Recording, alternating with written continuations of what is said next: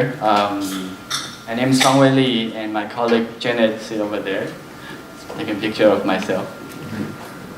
So it's funny, I go the last, and you will find some overlap, I guess, because I guess VR, mental health, there's a big field, but there is just a handful of things that we do. So we'll use here some overlap, and I hope I can make a good presentation that tell you guys the difference.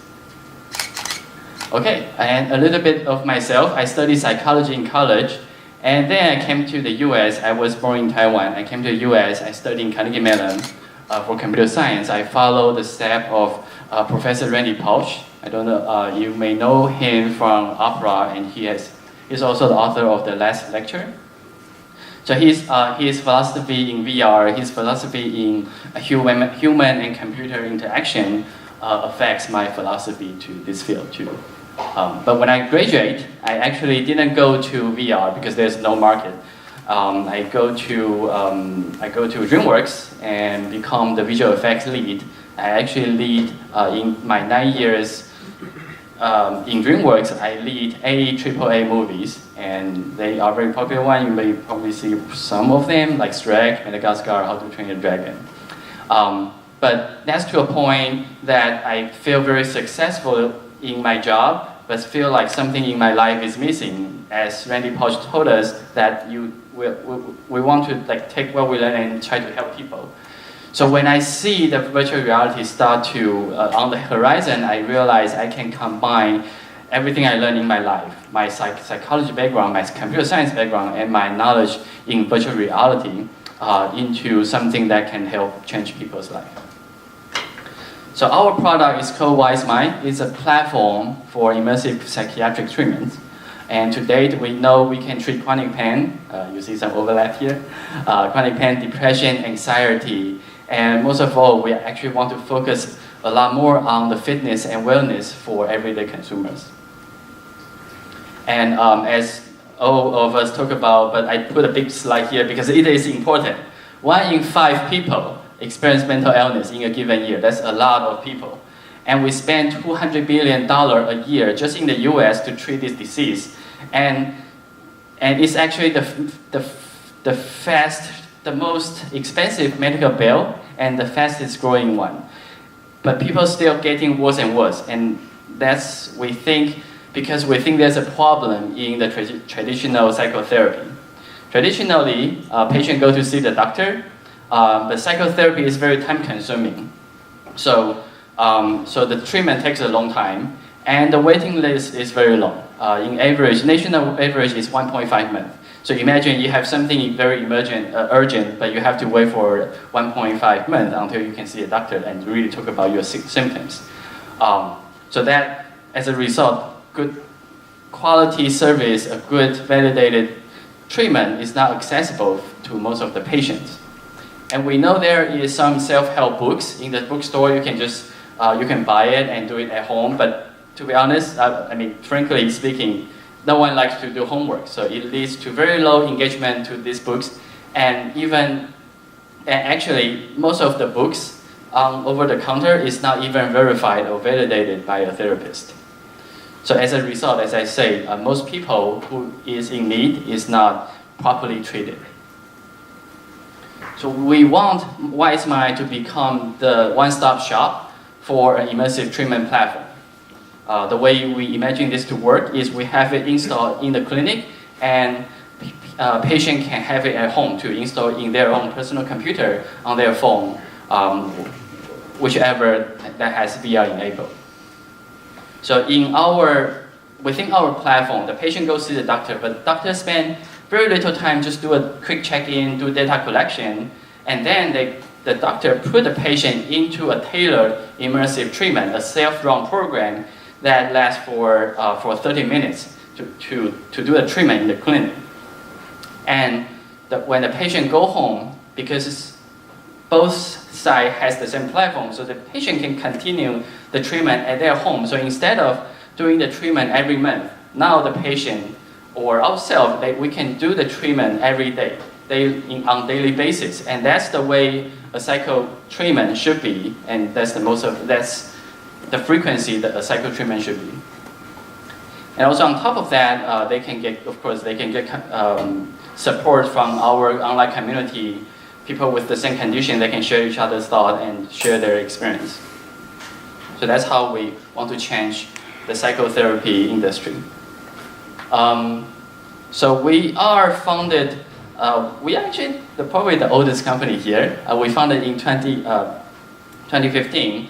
We're backed by 500 startups and recently 5X and a few angels. We wanted to do it, but in the back 2 years ago, there isn't the VR market. Well, I won't call it mature now, but it's even more premature 2 years ago. But we do manage to release 7 very popular mental health related VR apps across multiple platforms. You can find it from Steam VR to Android to iOS. Accumulatively, we have 600,000 downloads. That's considered a lot in the VR space and very good review. So this really shows that we are capable of making quality VR experience and people like what we're doing. On the clinical side, we've been working with clinicians from Stanford, from Columbia, from Cornell, UCSF, Mount Sinai, and lately University of Colorado.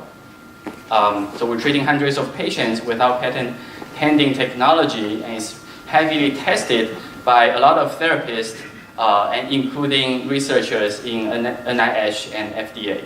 So we basically get their thumbs up, says that you guys are on the right track. This is a good thing to do. Keep doing what we're doing. But most importantly is that we see the proof. We see our patient is actually getting 80% better in clinical conditions compared to traditional therapy, and that gives us the confidence that the treatment really works. And here we will share a short clip.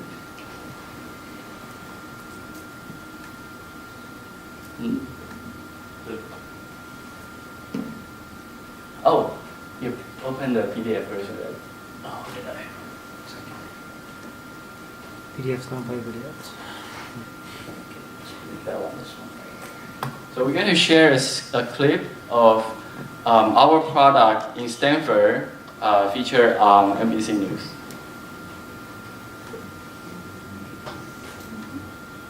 Six months ago, Pierre Martineau's left arm was in such excruciating pain, he couldn't lift a kitchen skillet, let alone this desk. It was getting worse and worse and worse. Until he found Dr. Kim Bullock at Stanford, who offered him an unconventional treatment. Virtual reality with high-tech goggles often associated with video games, now being used for something much more serious. What I'm finding most surprising and promising is the amount of pain relief people are having. They'll have the pain relief for at least a week, and then for some people, they may have many months of the pain relief. Yeah, so it's NBC News and it's actually interviewing our doctors, so they cannot do any commercial announcement of our product. But what you see on the screen is Weissman. Okay, and I'm not a doctor myself, so I do a quick high-level explanation of, again, the embodiment and how it works. And in layman's explanation, that's how usually how I explain it. So when you are embodied, just like we know that our mind can control our body, but it can go the other direction too. Our perception, our understanding to our body can affect how our mind thinking too. So VR is a perfect place because we pretty much block all our sensory. We replace our sensory with something else, with something that's fake. So that means we can manipulate the brain to a certain degree, to whatever we want, to a certain degree. So in our program, we create this connection between the avatar and patients, and we have the patient to perform some tasks that they normally cannot do. For example, for people missing limbs, that we have their virtual limbs and doing some tasks. And for people who cannot be in such certain situations, we present them the situations. And because the connection between the avatar and the patient is so strong, what they learned in the virtual environment, they can carry through and carry back to the real world. Okay, and a little bit of the technology, how we make this treatment, embodiment treatment working is we have two major components in our system. We have the embodiment engine that's taking care of creating the high fidelity avatar, and we want to make sure we can match all the genders, heights, weights, all the body features, and to ensure a one-to-one mind-to-body mapping.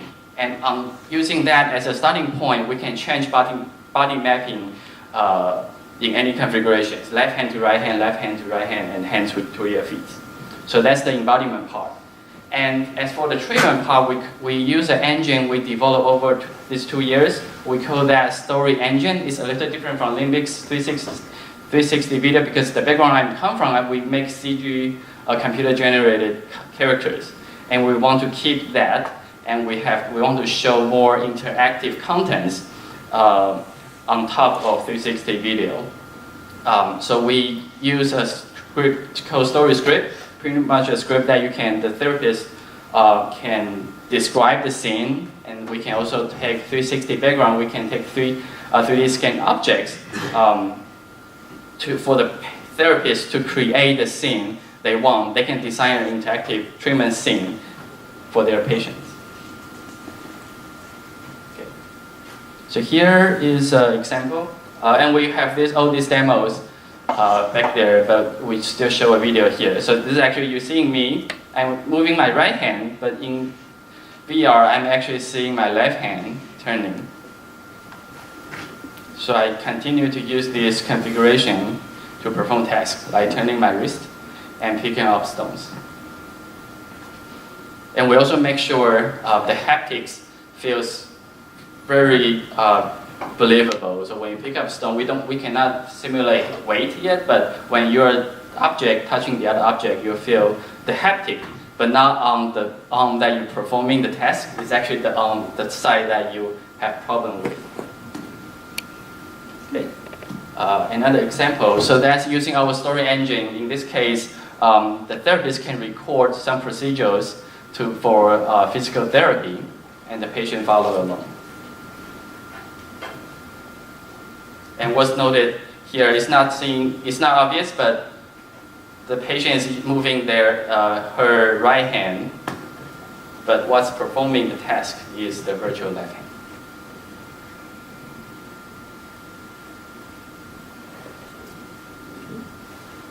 And we want to do more than that. So we talk about social anxiety. That's our implementation of treating social anxiety. And this case is a workplace interpersonal skills training.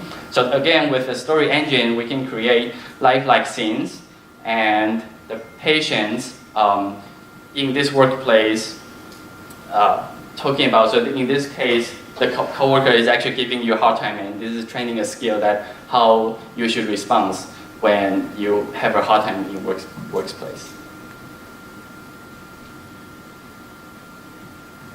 Okay. Another example of, so this is our version of exposure therapy. So we do use 360 background to the bar, but we also use our story engine to create lifelike characters. So in this case, we can have interaction with our CG characters, and most importantly, you'll see in a second in the video, you can actually pick up the bottles. And what we found is that's the part that really triggers the craving for drinking. Okay, and the last part is our favorite because we learned a lot while working with the doctors, but we still limited to a treatment that working in the clinic, and we actually realized in personal experience that a lot of people who has problem, but they just hesitate to go to the clinic, and we want to make it available for everyone. So we combine some concept in physical therapy and actually fuse with this Tai Chi, this Chinese ancient martial art, and create this Tai Chi exercise, and we show that to people as a mindfulness practice, and people just love it. So also we have this demo back in the room back there. So what you're seeing is Janet is following the white and black balls that representing yin and yang. And by doing this, and the pattern, so the pattern is mimicking a real Tai Chi exercise move.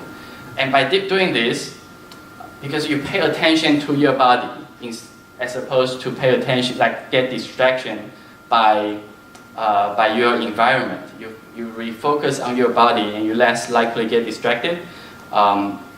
It has shown evidence in reducing anxiety and improving your body health, of course, because of the fitness, because of the exercise, and also your mental health.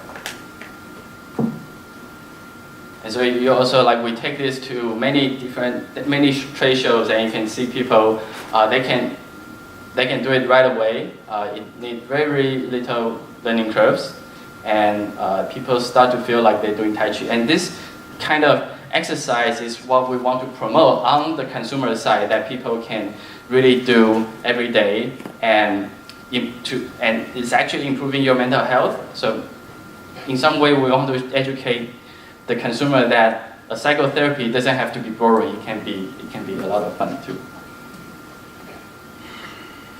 Okay, this is the team. Usually I'm going to just skip it. And usually this is the part that I'm asking. I'm talking about the business model and how much I want to raise. But I'm not going to do that today. It's not about money. It's about how many people we can help. And we believe that, so that's why we tap into consumer side a little more, because we want to help the people that's unable to go to the clinic, and that's actually a billions of people in the world, and that can actually including our friends and family and sometimes ourselves. Thank you.